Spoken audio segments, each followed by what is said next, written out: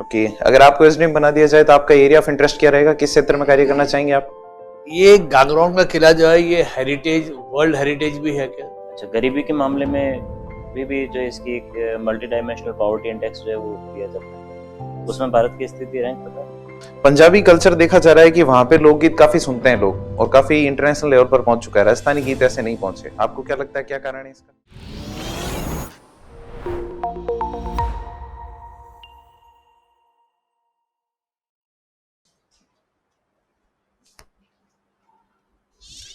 मैं कम इन sir. Please कमन। नमस्कार sir. नमस्ते। नमस्कार सर। बैठिए। नमस्कार।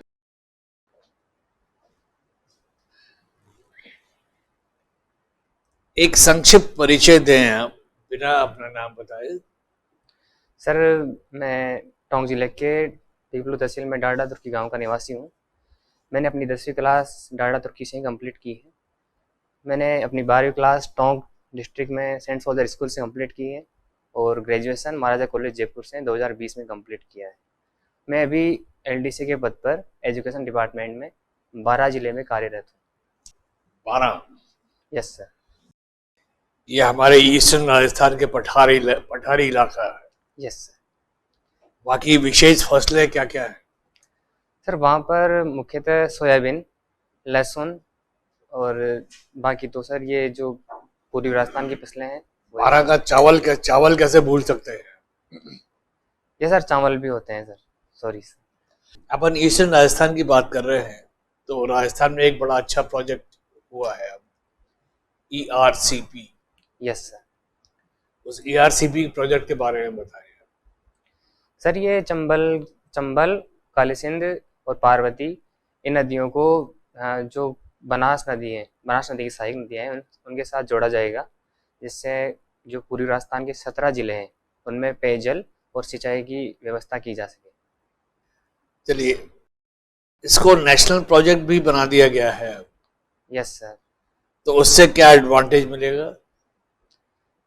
इससे सर एक तो जो फंडिंग है, जो वित्त पोषण है, वो बेहतर तरीके से और समायोजित तरीके से हो पाएगा और जो ERCP प्रोजेक्ट है उसमें गति मिलेगी सर। कुछ इससे एसोसिएटेड प्रॉब्लम्स भी हैं, जैसे एनवायरनमेंट की या सामाजिक या कुछ, वो क्या क्या है? सर पूरी राजस्थान की ERCP सर इससे एक तो नदी जोड़ने से जो पर्यावरणीय नुकसान तो होगा, क्योंकि इससे डिफोरेस्टेशन होगा, पेड़ पौधे काटने पड़ेंगे और साथ में वहाँ की जो जैव विविधता है उसको भी नुकसान होगा। और जो नदी जोड़ने से जो घर होते हैं, नागरिक होते हैं, उनको भी विस्थापित करना पड़ता है, तो ये सामाजिक समस्या पैदा हो सकती है। 12 जो है ये झालावाड़ के पास है। Yes sir. और वहीं के आसपास एक गागरोन का किला है। जी सर। उस गागरोन के किले के बारे में बताओ। सर ये काली सिंध और आहू नदी के किनारे पर स्थित है, दोनों के संगम पर। इसको सामेला कहा जाता है और ये एक प्रकार का जल दुर्ग है। इसका निर्माण डोड शासकों ने करवाया था और इसमें एक मंदिर भी स्थित है और पिपाजी की जन्मस्थली भी है सर ये। इसकी एक खास बात है जो कि और जगह में नहीं मिलती है, उसके कंस्ट्रक्शन के बारे में क्या है वो? माफ कीजिएगा सर, मैं भी याद नहीं कर पा रहा हूँ। क्या इसकी नींव बहुत गहरी है? सॉरी सर, आइडिया नहीं है सर। इसकी नींव नहीं है, ये सीधे ही पठार पर बनी हुई है। Thank you sir. ठीक है, ओके। चलिए, ये गागरोन का किला जो है ये हेरिटेज, वर्ल्ड हेरिटेज भी है क्या? Yes sir. वर्ल्ड हेरिटेज जो है गागरोन के किले के अलावा राजस्थान में और कौन कौन से? एक तो सर आमेर दुर्ग है, एक जैसलमेर दुर्ग है, रणथंभौर है। तो किसी दुर्ग को, जी सर, ये जो ग्लोबल हेरिटेज कहलाती है, कौन देता है? राजस्थान सरकार, भारत सरकार या कुछ और? सर ये यूनेस्को के द्वारा दिया जाता है। तो ये जो है खाली एक सर्टिफिकेट होता है कि ये ग्लोबल हेरिटेज है, या कुछ और भी वो मतलब फैसिलिटीज देता है? एक तो सर इसको विश्व स्तर पर प्रमोट किया जाता है, साथ में सर जो बॉटम अप अप्रोच के द्वारा इसमें सहयोग दिया जाता है, जिससे जो वैश्विक नॉन गवर्नमेंट ऑर्गेनाइजेशन है उनके द्वारा भी सहयोग किया जाता है।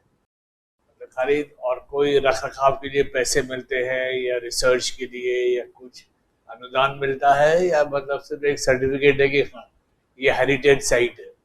सर माफी चाहूँगा, इसके बारे में एग्जैक्ट आइडिया नहीं है। चलिए ठीक है सर। सर से यूनेस्को की बात कर रहे थे, एक यूएनडीपी भी तो है ना, यूएनडीपी यस सर। क्या काम है इसका? सर ये इसकी full form United Nation Development Programme है। हाँ। ये जो विकास संबंधी कार्य हैं उसको उसको अवलोकन करता है, उनको ऑब्जर्व करता है सर। ये रिपोर्ट तैयार करता है ना, क्या कहते हैं उसको? मानव विकास रिपोर्ट हाँ सही। जारी करता है सर। भारत की क्या स्थिति है उस पर? सर भारत की, सर सॉरी सर मुझे उसकी रैंक पता नहीं है, रिकॉल नहीं कर पा। अच्छा, गरीबी के मामले में भी जो इसकी एक मल्टी डायमेंशनल पॉवर्टी इंडेक्स जो है वो दिया जाता है, उसमें भारत की स्थिति रैंक पता? Sorry sir. कोई बात नहीं, आ जाते हैं अपने देश में। अभी आप सर से ईआरसीपी वगैरह की बात कर रहे थे, मुझे राजस्थान सरकार की और कोई बड़ी जो ये परियोजनाएं हैं, सिंचाई परियोजनाएं, उनके नाम बताएं। सिर्फ एक नाम तो नाम बता दें। सर इंदिरा गांधी नहर प्रोजेक्ट है, हम्म, एक नर्मदा नहर प्रोजेक्ट है जो जैसलमेर और बाड़मेर में, सॉरी बाड़मेर और जालौर में। हम्म। इतना याद कर पा रहा हूँ सर अभी। अभी वर्तमान में राजस्थान के सामने मुख्य चुनौतियां क्या क्या है? राजस्थान में सर एक तो मुख्य चुनौती मरुस्थलीकरण है सर। दूसरी सर साक्षरता, महिला साक्षरता बहुत कम है, 52.1% ही। ठीक है। तीसरी सर इसमें अभी इंफ्रास्ट्रक्चर की भी कमी है सर, अगर उसको विकास किया जाए तो और ठीक है, अच्छा तीन समस्याएं लेते हैं। अब इनको दूर करने के लिए सरकार क्या प्रयास कर रही है वो बताओ मुझे। मरुस्थलीकरण को रोकने के लिए सरकार क्या उपाय कर रही है? सर मरुस्थलीकरण के लिए हाल ही में जो अरावली ग्रीन वॉल प्रोजेक्ट है उसको लॉन्च किया गया है। ये कहाँ से कहाँ तक है ग्रीन वॉल प्रोजेक्ट? ये सर पंजाब हरियाणा से लेकर गुजरात तक है, महाराष्ट्र तक है। पंजाब है उसमें? सॉरी सर एग्जैक्ट पता नहीं है। महाराष्ट्र भी है? हाँ सर महाराष्ट्र तक है। अच्छा, महाराष्ट्र का अरावली से कोई लेना देना है उसमें? ये तो अरावली ग्रीन वॉल है ना। अरावली कहाँ से शुरू होती है? सर अरावली गुजरात के पालनपुर से रायसीना हिल दिल्ली तक है। ठीक है, ये तो हो गया अपने जो डेजर्टिफिकेशन के लिए। फिर महिला शिक्षा का भी आपने कहा, महिला शिक्षा कम है काफ़ी राजस्थान में, उसके लिए सरकार की क्या प्रमुख योजनाएं? 3 योजनाएं बतानी बस। एक तो सर बालिका शिक्षा के लिए पुरस्कार दिए जाते हैं, गार्ग पुरस्कार, और कालीबाई बिल स्कूटी योजना। इसके अलावा सर बीएड पाठ्यक्रम के लिए दूरस्थ पाठ्यक्रम योजना चल रही है। तीसरा सर स्पेशल बालिकाओं के लिए। ठीक, इंफ्रास्ट्रक्चर में बताओ कि सरकार क्या प्रयास कर रही है इंफ्रास्ट्रक्चर को बढ़ाने के लिए? सर हाल ही में लॉजिस्टिक नीति लॉन्च की गई है राजस्थान सरकार द्वारा, और भारत सरकार के द्वारा भी लॉजिस्टिक नीति लॉन्च की हुई है 2022 में। तीसरा सर भारत सरकार के द्वारा नेशनल पाइपलाइन एनएमपी के नाम से एक प्रोजेक्ट है, नेशनल मुद्रीकरण पाइपलाइन। और तीसरा सर पीएम गति शक्ति योजना कार्यरत है। ये पीएम गति शक्ति के कितने स्तंभ है? सर इसके 7 स्तंभ है। ठीक है, 7 है 6 है? सर 7 ही आगे। 7 है। चलिए, अब अपने थोड़ा सा डिफेंस की बात करते हैं। अभी एक राफेल का सौदा हुआ है ना अपना भारत का फ्रांस के साथ, कौन से वाले राफेल हैं? सॉरी सर कितने सौदा कितने का है टोटल? 63,000 करोड़ का। भारत के कुछ फेमस वॉरशिप्स के नाम बताओ। एक तो INS विक्रांत है। एक हाल ही में लॉन्च किया है भारत ने, इंडिजिनस, क्या नाम है उसका? सॉरी सर भारत की सतह से हवा में मार करने वाली मिसाइलों के नाम बताओ। तो सर आकाश मिसाइल है। आकाश है, ठीक है। एक टैंक के नाम बताओ, 2-3 के, 1-2 जितने भी आते हैं टैंक, कौन कौन से भारत एक तो के पास? अर्जुन टैंक है सर, जोरावर टैंक है। ठीक है। अभी हमारे चीफ ऑफ डिफेंस स्टाफ कौन है? सर उनका नाम अनिल से स्टार्ट होता है, एग्जैक्ट पूरा नाम पता नहीं है सर। जो श्री अनिल चौहान जी हैं। ठीक है, Thank you, general Anil Chauhan. ठीक है सर। आप 12 में रहते हैं, यस सर। शहरिया जनजाति है वहां पर, उसकी कोई समस्या बताओ।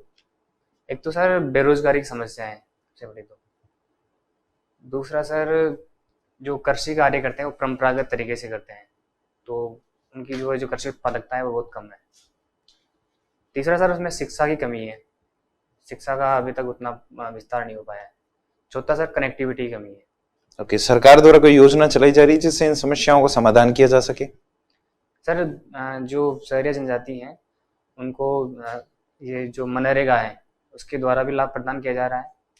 दूसरा सर, कनेक्टिविटी के लिए प्रधानमंत्री ग्राम सड़क योजना है वो चलाई जा रही है, जो सभी क्षेत्रों के लिए है, लेकिन जो दुर्गम इलाके उनमें ज़्यादा प्रावधान किया जाता है। 500 का एग्जैक्ट प्रावधान पता नहीं है सर। और तीसरा सर, शिक्षा के लिए तो जो संपूर्ण राजस्थान में जो योजनाएं केवल जनजातियों से संबंधित योजना बताएं। एक तो सर एकलव्य विद्यालय योजना है वो चल रही है जनजातियों के लिए। चलिए, आपकी हॉबी क्या है? सर मेरी हॉबी सुदर्शन क्रिया करना और ढूंढाड़ी गीत सुनना। क्या क्रिया करना? Pardon? सुदर्शन क्रिया क्या होता है ये? सर एक प्रकार का मेडिटेशन है, इसमें ब्रीथिंग एक्सरसाइज की जाती है। ओके। सांस को 4 मिनट अंदर रखा जाता है, फिर 6 मिनट तक छोड़ा जाता है, फिर 2 सेकंड तक पॉज लेकर फिर 4 सेकंड तक अंदर लिया जाता है। तो इससे क्या लाभ होता है? इससे सर अपना जो फोकस बढ़ता है और कंसंट्रेशन बढ़ता है, साथ में व्यक्ति तनाव मुक्त रहता है। ओके, तो आप तनाव मुक्त हैं? Yes sir. आज सुबह आपने किया था ये? जी सर। ओके, रोज करते हैं आप? Yes sir. सुबह करते हैं या शाम को? सुबह के समय। कोई कारण जिसकी वजह से इसे सुबह ही किया जाता हो? नहीं सर, कभी भी किया जा सकता है। कभी भी किया जा सकता Yes, है। sir. ओके, और आप लोकगीत सुनते हैं? Yes sir. ढूंढाड़ी में? Yes sir. आजकल ऐसा देखा जा रहा है कि राजस्थानी भाषा को मान्यता दिलवाने के लिए काफी प्रयास किए जा रहे हैं। Yes sir. क्या है प्रयास ये और क्यों किए जा रहे हैं? इससे लाभ क्या होगा हमें? सर एक तो राजस्थानी भाषा को पहचान मिल जाएगी, साथ में अगर राजस्थानी भाषा को ज़्यादा से ज़्यादा प्रमोट किया जाए तो कला संस्कृति को प्रोत्साहन मिलेगा। कुछ संविधान में प्रावधान है भाषाओं को लेकर? Yes sir. कहाँ? 8वीं अनुसूची में है सर। कौन कौन सी भाषाएं, कितनी भाषाएं हैं इसमें? अभी सर 22 भाषाएं हैं। 22 भाषाएं। राजस्थानी इसमें है? नहीं सर। अंग्रेजी? Yes sir. इंग्लिश है इसमें? Yes sir. हिंदी है सर। ओके। पंजाबी कल्चर देखा जा रहा है कि वहां पे लोकगीत काफी सुनते हैं लोग और काफी इंटरनेशनल लेवल पर पहुंच चुका है। राजस्थानी गीत ऐसे नहीं पहुंचे। आपको क्या लगता है क्या कारण है इसका? एक तो सर बॉलीवुड का प्रभाव है सर, और लोगों की रुचि कम हो रही है, इसलिए प्रमोशन की जरूरत है। ओके, ढूंढाड़ी भाषा में आप ये गीत सुनते हैं, ढूंढाड़ी की कोई उपभाषाएं पता है आपको? ढूंढाड़ी खुद ही सर बोली है सर, और उसकी भाषा सॉरी सर मुझे पता नहीं। ओके, अगर आपको एसडीएम बना दिया जाए तो आपका एरिया ऑफ इंटरेस्ट क्या रहेगा? किस क्षेत्र में कार्य करना चाहेंगे आप? सर मैं तो मुख्यतः सभी क्षेत्रों में करना चाहूँगा, लेकिन मेरा मुख्य फोकस शिक्षा के क्षेत्र में रहेगा सर, शिक्षा और स्वास्थ्य के क्षेत्र में। शिक्षा और स्वास्थ्य के क्षेत्र में? स्वास्थ्य के क्षेत्र में सरकारी कोई योजना जो आपको अच्छी लगती हो? एक तो सर आयुष्मान भारत योजना चल रही है। एक चिरंजीवी योजना हुआ करती थी पहले। Yes sir. दोनों में से बेटर कौन सी है? सरकार ने क्या अच्छा किया है उसमें? एक तो सर उसका नाम बदल दिया है, तो उसके प्रावधानों में क्या परिवर्तन किया गया? उसमें से बीमा कवरेज बढ़ा दिया गया है सर। बढ़ा दिया गया है? Yes sir. पहले कितना था? सर पहले 10 लाख था, 25 लाख हो गया है। चलिए, अभी रूस और यूक्रेन के बीच में वॉर चल रही है। Yes sir. क्या कारण है इसका? इसका सर मुख्य कारण एक तो जो रूस है वो इसको बफर जोन की तरह देखता है, और जो नाटो में शामिल होने की आशंका थी पहले यूक्रेन की, इस वजह से। नाटो क्या है? सर ये एक जो पश्चिमी देशों का एक संगठन है, जो नेशनल अटलांटिक ट्रेटी के नाम से, ट्रेटी ऑर्गेनाइजेशन के नाम से इसकी फुल फॉर्म है। इसकी स्थापना 1948 में हुई थी। आपको क्या लगता है कि यूएन जैसी संस्था होते हुए नाटो जैसी संस्थाओं की जरूरत है? सर इस परिप्रेक्ष्य में अभी तो जरूरत नहीं है सर। नहीं है? Yes sir. तो फिर इसमें रूस सही है या यूक्रेन? आपको क्या लगता है इन दोनों के पक्ष में से एक पक्ष चुनने को आपको कहा जाए तो आप किसकी तरफ जाएंगे? सर मैं रूस की तरफ जाना चाहूँगा। ओके, और इस युद्ध से भारत को कोई लाभ? सर इस युद्ध से जो भारत को रशिया से तेल सस्ते दाम पर मिला है, आर्थिक फायदा तो ये हुआ है। दूसरा सर भारत की स्वतंत्र विदेश नीति है, तो वो ज़्यादा इंटरफेयर नहीं करता। Thank you sir.